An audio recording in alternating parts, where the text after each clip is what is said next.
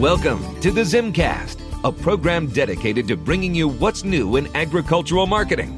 The ZimmCast is the official podcast of AgWired and hosted by Chuck and Cindy Zimmerman. Hello and welcome to the ZimmCast. I'm Chuck Zimmerman. In this episode, I'm going to share a couple of interviews from the NAMA Agri-Marketing Conference. One's with Gardner Hatch, Executive Director, NAFB, and the other, Debbie Boyle, Vice President, Kynetic. They talk about a new NAFB listener survey. Then I have an interview with Melanie Rice, Brownfield Ag News, about becoming the new president of NAMA. Before I do this, I'm going to talk about a ZimmComm announcement that Cindy and I published last week. Basically, we are retiring from business travel starting at the end of 2025. Besides our 21 years with ZimmComm, we traveled a lot for many years before we started it. We founded the company in 2004 as the first social media-based agricultural communications company and pioneered event blogging for farm and biofuels conferences, capturing the sights and sounds in photos and interviews. Nearly 225,000 photos and countless interviews and miles later, we've just decided it's time to hang up our traveling bags and spend more time at home. A lot of people look to retire to travel the world. We've been blessed to see all the places we ever wanted and more. We do plan to continue our AgNewsWire news release service, as well as agwire.com, energy.agwire.com, and our podcasting and other audio production services.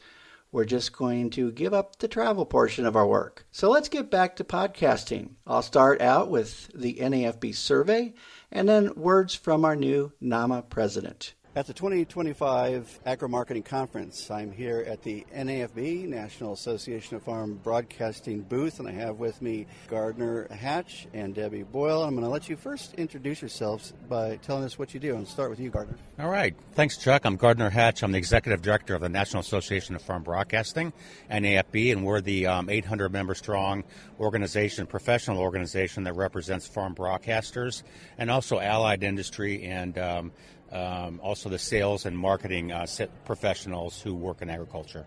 How about you? Thanks, Chuck. I'm Debbie Boyle, and I'm with Kynetic. I'm at work on the agriculture team here in North America. We are a global research company, so we do market research in both the ag and animal health businesses, both providing market research, market data, and customer insights as needed for our clients. And one of those is NAFB. So you just had an announcement put out yesterday about a research study, and maybe, Gardner, you could talk about what it is that you wanted Kynetic to do and what was your kind of the goal for that. Yeah. Well, we've done for the past 10 years biannual research. Every couple of years we want to take a look at listenership of farm radio, where and why farmers and ranchers throughout the country, why they listen to farm radio, where they're listening, and some of the impacts of farm radio. This year we wanted to take it further than that. We wanted to really explore how farm radio, we wanted to validate some of the things that we've done in the past, but also take a look at where farm radio works in the media mix and kind of the outcomes of when a farmer and rancher listens to farm radio, kind of what they do after they hear something on farm radio. So that's really was the goal of this year's research.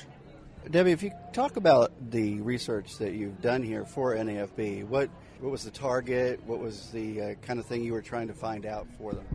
Sure. So we conducted our research via online interview, which is how we typically go out with our panel in North America.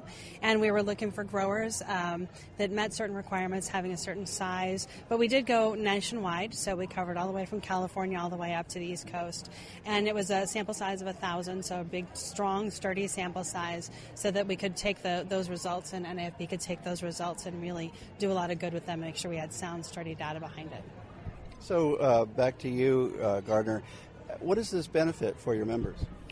It benefits, one, in showing, we're doing the research for our the farm broadcasters, so it helps kind of guide them in some of the information that they're delivering every day to farmers and ranchers throughout the U.S., and also to validate, what we're doing with farm broadcasting to our advertisers as well, in their media planning. If an advertiser is looking to launch a product or promote their company. Where does farm radio fit in that media mix? And what we really learned is that it ranks very high when it comes to launching a new product or service. Farm radio is an important part of the media mix because of that trust factor, because it's reaching farmers in the moment where they are. It's highly mobile. But that trust factor, the trust that farmers have in their farm broadcaster, is very important. And that really makes farm broadcasting rise to the top.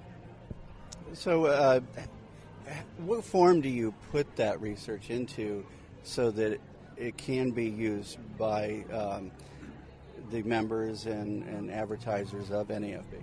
Sure. It's put into what we typically will report in a PowerPoint kind of deck, which we passed on and then worked with Gardner and his team to fine-tune that to make sure that it was clearly and concisely easy to read for anyone. And then that document is then, I believe, posted on the NAFB website so that members can access that and pick some of those great numbers that we got out of the study this year from themselves as needed. Anything else we didn't touch on, Gardner, we should? No, I think it just, the research really validated, again, that trust factor. I think what's really new with this year's research is the outcomes, the importance that the farm broadcasting has in that overall media mix. And it does drive inquiry to the retailer. It's driving inquiry. It's prompting the listeners to go on a website and find out more, just as, they do with other media as well. But farmers have a lot of resources in where they can go for information, where they can go for weather, where they can go for markets. It's all at their fingertips. But survey after survey, and particularly this one with Kynetic, is showing that that trust factor that they're ranking farm radio, listeners are ranking farm radio as their number one source. And we believe that's very, very powerful. Well, I want to thank both of you for taking the time out here at the Agri-Marketing Conference. I'm Chuck Zimmerman. At the 2025 Agri-Marketing Conference, I'm visiting with our new president for NAMA, and that's Melanie Rice with Brownfield Ag News. And Melanie, how does it feel to get to that position? It's a little surreal, honestly, Chuck. I was thinking about it earlier this week, and as I said in my president's speech, I remember sitting in the back of the room 20-ish years ago and looking up at the folks on stage and, really thinking to myself, how do I get involved in NAMA? And, I just learned by raising your hand and volunteering slowly over time with what you're comfortable with. You can get involved, and I did, and now I'm national president. That's what we need in this organization because it is all volunteers like yourself. So tell me a little bit about, though, what your thoughts are going into a new year with NAMA. Anything you have as objectives, want to get accomplished? Yeah, it's a really good question. As the executive team, we have talked quite a bit in the last year or two about how we just want to continue to gradually evolve the organization. We know that the membership looks a little different, and how do we get younger members actively involved? How do we keep older members involved as they get busy with things like kids and stuff at home? And so I really don't have one particular objective, but we as a committee, we definitely have a lot of little things we hope that in 5 years our members will look back and go, oh, that was a really nice gradual shift and change that helped shape the organization. All right, so next year we're going to be in St. Louis. Looking ahead to that, and I understand that our fall conference has got a different name, too. Yeah, our fall conference is now called NAMA Nexus.